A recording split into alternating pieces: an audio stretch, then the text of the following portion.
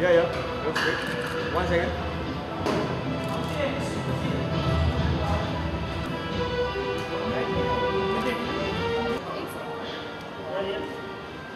Madam, look at it. Thank you. हाँ it's okay वो बाद में होगा. Thank you guys. No, thank you. वो और रहेंगी. Sir, some. Please be seated. We have amongst us Mr.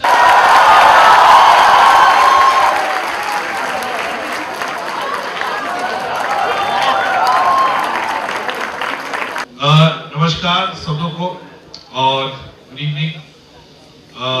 मेरे ख्याल से ये जो सब्जेक्ट है, ये जो टॉपिक है इमरजेंसी, आज की तारीख में युवा पीढ़ी को जानना बहुत जरूरी था कि exactly what happened during those days of emergency, because lot of people are not aware of emergency.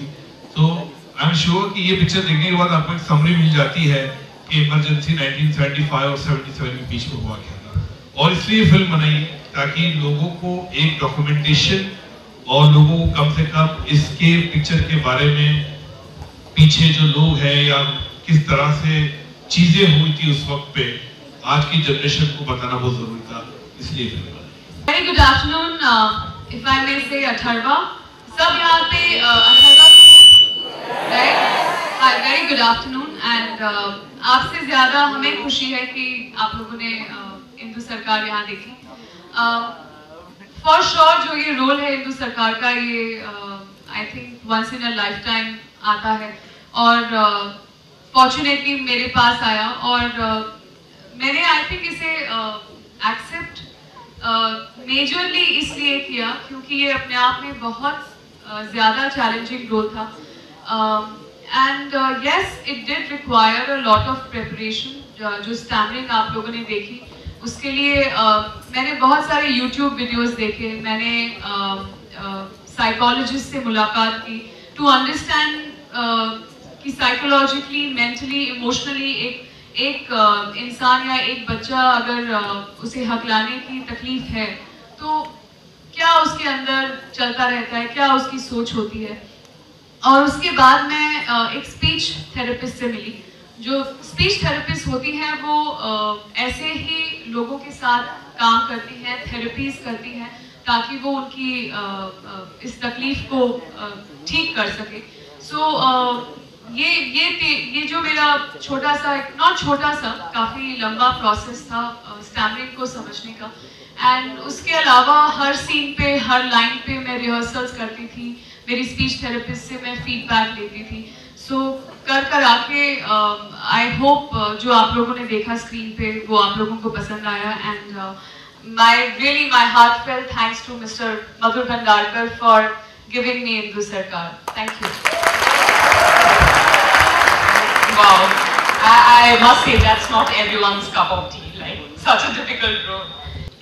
I feel कि हमारे देश में ऐसे कई ऐसे मुद्दे हैं, कई ऐसे इश्यूज हैं जो उजागर करने चाहिए लोगों के सामने है, और लोगों ने हमेशा पसंद किया. चांदी बार हो, पेस्ट्री हो, कॉर्पोरेट हो, फैशन हो, मुझे लगता है कि बहुत जरूरी होता है कि ऐसा कोई सब्जेक्ट. और मैंने हमेशा ही कमर्शियल और आर्ट के बीच का देखा. आप लोग ने हमेशा कहा है कि मधुर जो है middle of the road cinema बनाता है. ना मेरी फिल्में आर्टी होती है, ना मेरी फिल्में बड़ी कमर्शियल होती है, मिड लेवल की बीच की फिल्में होती है. तो मुझे इस बात की खुशी है कि लोगों ने फ्रॉम चांदी बार जो इंदु सरकार एक जर्नी लोगों ने एक्सेप्ट की है, मेरी पिक्चरों को सराहा है, चाहे वो बॉक्स ऑफिस पे हो, चाहे वो क्रिटिकल अक्लेम हो, चाहे वो राष्ट्रीय पुरस्कार पे हो. तो people have always loved, appreciated the kind of cinema I make, and that is the reason I think I am more than a film maker, I am a story teller. मुझे अलग अलग स्टोरी, अलग अलग issue को लेके आना अच्छा लगता है, और ये स्टोरी कहीं ना कहीं जाके लोगों को रोजमर्रा की जिंदगी में कनेक्ट करते हैं. चिल्ड्रन ट्रैफिक सिग्नल हुआ, हीरोइन हुआ, ये लोग कनेक्ट करते हैं इसको. जैसे मैंने इमरजेंसी एक ऐसी फिल्म थी इंदु सरकार, जो आने वाले जनरेशन होगा जब भी इमरजेंसी की बात करेंगे या गूगल करेंगे, यूट्यूब में जाएंगे, तो वो डेफिनेटली इंदु सरकार का रेफरेंस उनकी लाइफ में आएगा, कम से कम एक समरी उनको मिलती है. तो इसलिए मुझे लगता है कि इस तरह के टॉपिक को लेके फिल्म बनाना भी जरूरी है. Well, personally I feel very excited as an actor. जब भी मुझे पीरियड की बात होती है, whenever you have to go back into an era which you were not really a part of. So exploring उस वक्त की styles, उस वक्त के fashion, उस वक्त कैसे कपड़े होते थे, कैसे hair styles होते थे, that's always a very exciting part of playing a character. And nervousness हमेशा थोड़ी होती है.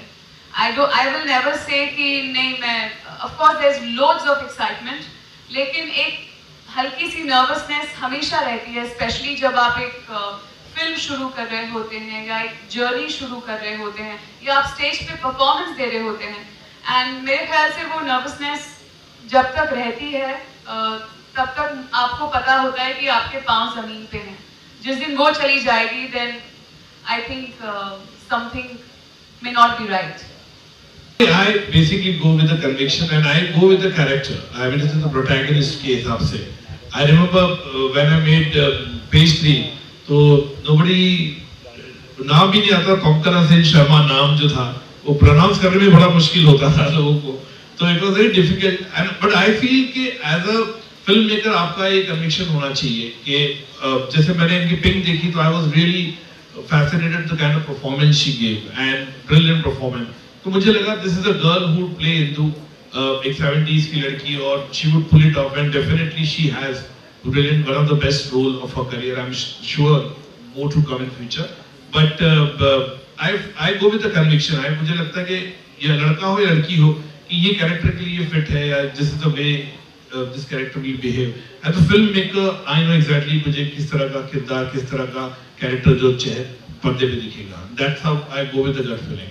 Well, as you mentioned, I've come, so far. Of course, it's been a very long journey, or a journey is not complete जब तक आपको ups and downs दोनों नहीं मिलते. I think जिंदगी overall बहुत boring हो जाती है अगर सब कुछ बहुत अच्छा चलता रहे या सब कुछ एकदम down चलता रहे. So I've had my share of ups and downs and successes and failures. लेकिन एक चीज़ जो पहले भी थी और आज भी बरकरार है वो है my passion for acting. और जब तक ये मेरे अंदर है तब तक I'm sure मैं कुछ भी मेरे करियर को लेके फेस कर सकती हूँ, because what's driving me is something that's within me. And I am really grateful actually that I have reached a point जहाँ मैं पिंक और हिंदू सरकार जैसी फिल्मों का हिस्सा बनी. And I hope मैं आगे भी मुझे मौके मिलते रहेंगे to really surprise and surprise the audiences each time. You are an inspiration. But you know what? This has always happened to me with a lot of my movies. पर ये picture में ज़्यादा हो गया था. काफी इस पे विरोध, इस पे एजिटेशन हुआ था. लेकिन मेरे ख्याल से जब पिक्चर देखने के बाद लोगों ने people who opposed it, they felt it कि definitely it's a balanced film. It is nowhere trying to demean or trying to put somebody on the wrong foot.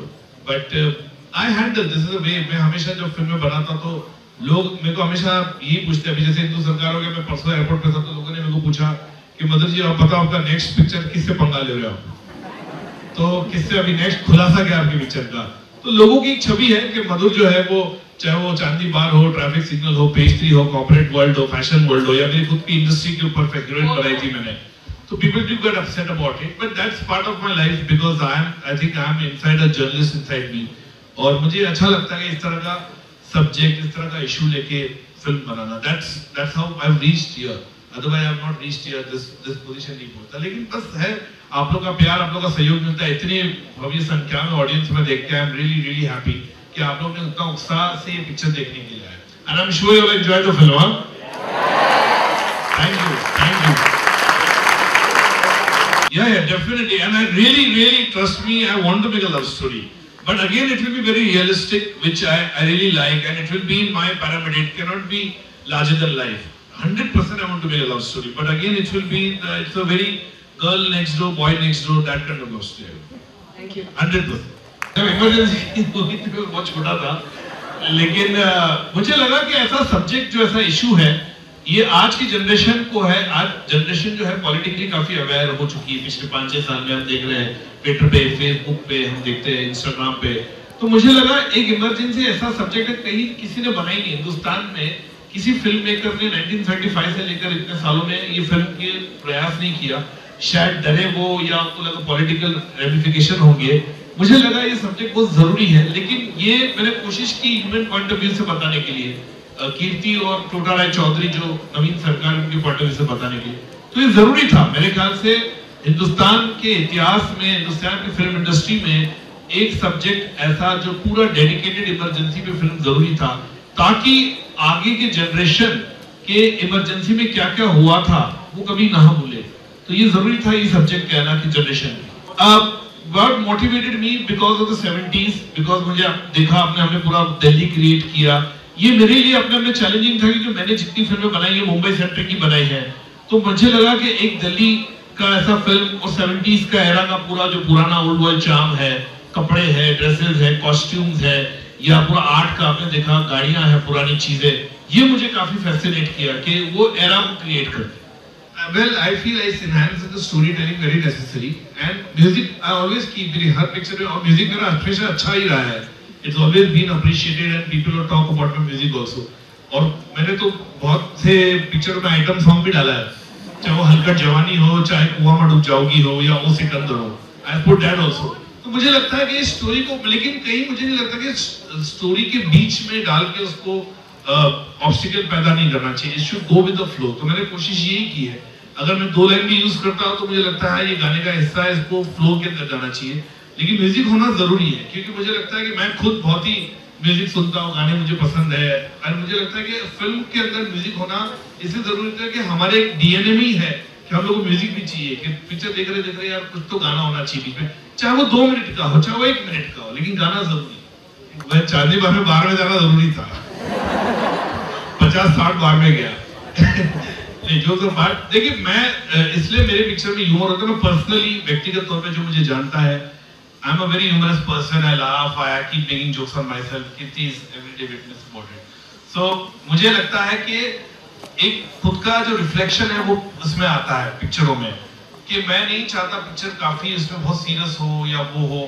एक मुझे लगता है ह्यूमर होना चाहिए, उसके अंदर थोड़ा सा कॉमेडी पॉइंट्स होने चाहिए, चाहे वो डायलॉग के लेवल पे हो, तो जरूरी है। चांदनी बार का सब्जेक्ट जो था वो इतना वास्ट था कि मुझे कटेल करना पड़ा। कम से कम मेरे पास जो फर्स्ट ड्राफ्ट आया था वो पता नहीं कितने पेजेस का था, उसको कट करके पिक्चर भी मैंने काटी। पिक्चर 3.25 घंटे की बनाई थी, 2 घंटा 50 मिनट, इसको काट के हमने 2 घंटा 30 मिनट की पिक्चर को, तो 15-20 मिनट वहां पे भी काटे, बिकॉज बहुत इंटेंस, बहुत इतना था पिक्चर में कि वहां पर वैसे ही लोगों को ऐसा लगा कि बहुत डार्क फिल्म है, बहुत ही है।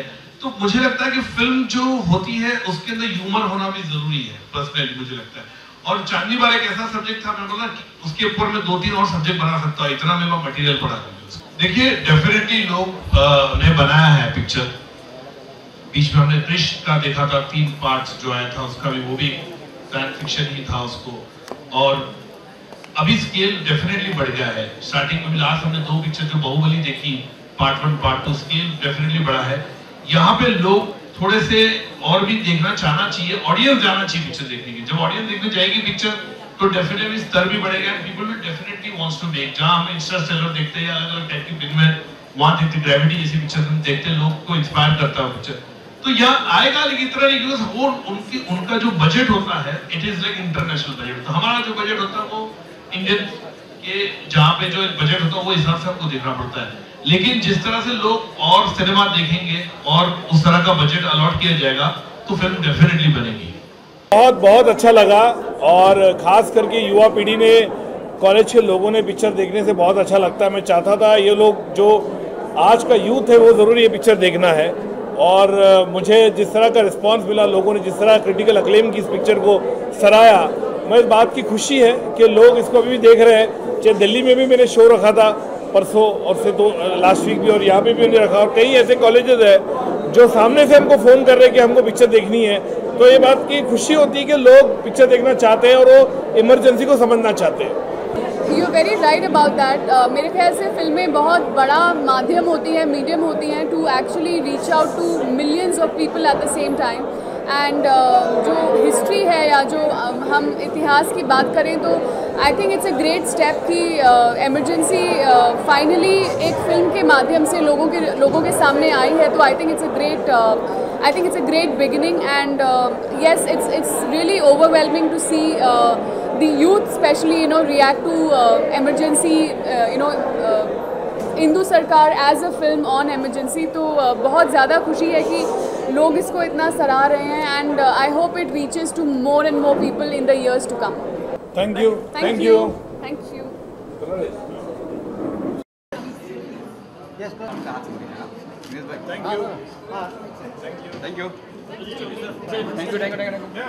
you.